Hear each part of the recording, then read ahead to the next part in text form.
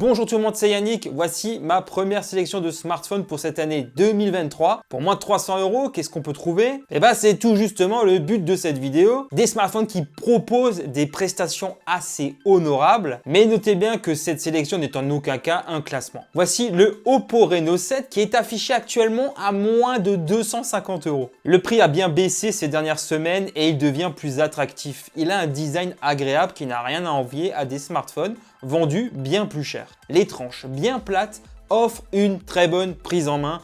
Pour ne rien gâcher, il propose un bel écran AMOLED 90 Hz de 6,43 pouces. Ce Reno 7 est propulsé par le Snapdragon 680, correct en termes de performance, même s'il ne faut pas s'attendre à des miracles, notamment en ce qui concerne le jeu, par rapport à des SoC plus véloces. En photo, c'est surtout le capteur principal qui tire son épingle du jeu. En termes de qualité, c'est plus que satisfaisant pour partager des photos à vos proches et sur les réseaux.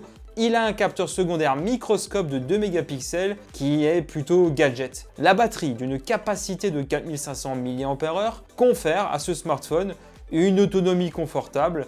Le Reno 7 propose une recharge rapide de 33 watts. Autour du Realme 9 qui se négocie actuellement autour des 200 €. Un excellent tarif je trouve. Son design est assez quelconque. Il faut dire que Realme propose des appareils qui se ressemblent beaucoup, un peu comme des clones, et il est parfois difficile de les distinguer. Ce Realme 9 propose un écran AMOLED de 6,4 pouces lumineux, un excellent allié pour visionner du contenu en mobilité.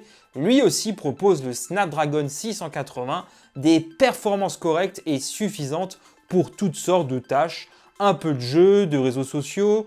Niveau photo, on aura un capteur grand angle de 108 mégapixels qui va proposer de belles choses, surtout dans cette gamme de prix. Realme y a aussi ajouté un ultra grand angle de 8 mégapixels et un capteur macro de 2 mégapixels.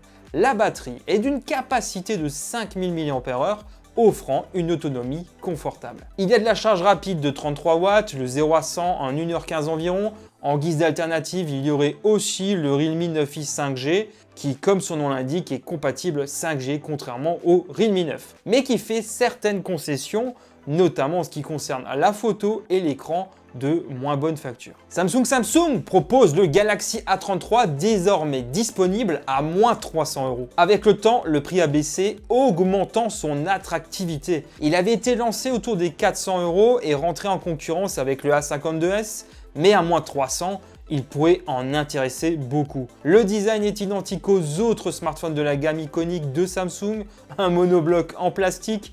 Il est IP67, ça c'est quand même cool. L'écran AMOLED de 6,4 pouces et de bonne facture. Samsung se montre toujours à la hauteur de mon point de vue concernant cet aspect-là. Sans oublier que le constructeur promet 4 ans de mise à jour Android, c'est assez rare pour le souligner. L'Exynos 1280 fait battre ses cœurs dans ce A33.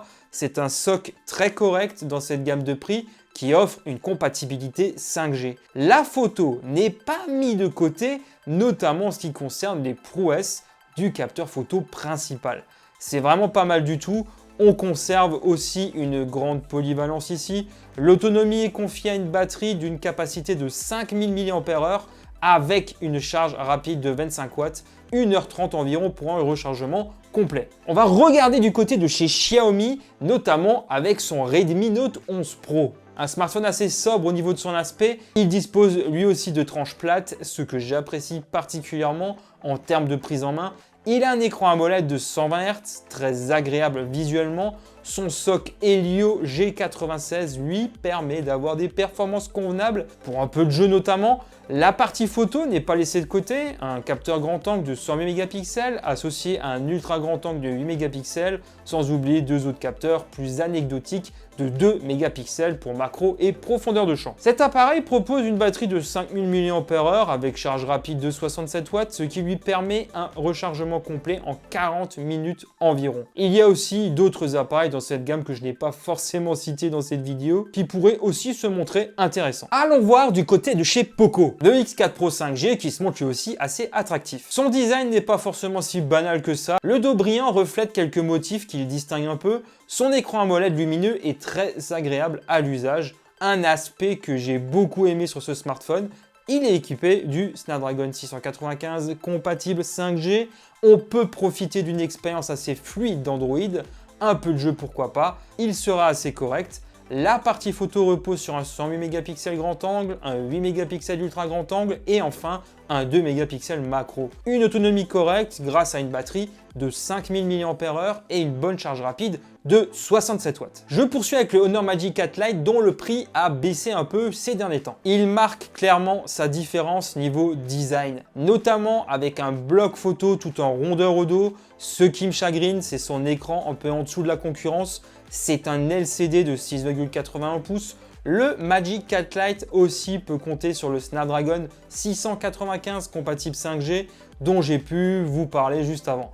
Niveau photo, ça manque ici un peu de polyvalence, seulement un capteur vraiment exploitable, le 48 mégapixels grand angle, les deux autres sont des 2 mégapixels pour la profondeur de champ et macro. Autrement, on pourra compter sur une batterie de 4800 mAh avec charge rapide 66 watts. À moins de 300 €, clairement, on peut trouver de très belles choses. Il y aura des concessions à faire, notamment en ce qui concerne la 5G, puisque tous les smartphones que je vous ai présentés ne sont pas forcément compatibles. Il n'y a pas non plus de charge sans fil, mais par contre, vous avez pu voir que certains d'entre eux bénéficient d'une résistance à l'eau et à la poussière. Ça donne un petit côté rassurant quand même. Et beaucoup d'entre eux proposent de la charge rapide digne de ce nom. Sans oublier les dalles AMOLED. Bref, à moins de 300 €, il y a vraiment moyen de se faire plaisir. En guise d'alternative, n'hésitez pas non plus à voir ce qui se fait du côté du marché de l'occasion. On peut trouver des appareils plus haut de gamme, très corrects d'il y a 2 ans, qui proposent sans doute de meilleures prestations. Pour moi, c'est tout pour aujourd'hui. N'hésitez pas à me dire quel smartphone aurait votre préférence dans ces prix, qu'il soit ou non dans ma sélection, ça n'a pas d'importance. Allez, on se retrouve dans les commentaires pour en parler. Toujours super important pour l'évolution de la chaîne. Si cette vidéo vous a plu, n'hésitez pas à la partager à vos proches. N'oubliez pas le petit like qui fait toujours plaisir et à vous abonner en activant la petite cloche. Un grand merci pour votre soutien. Moi, je vous dis à très bientôt.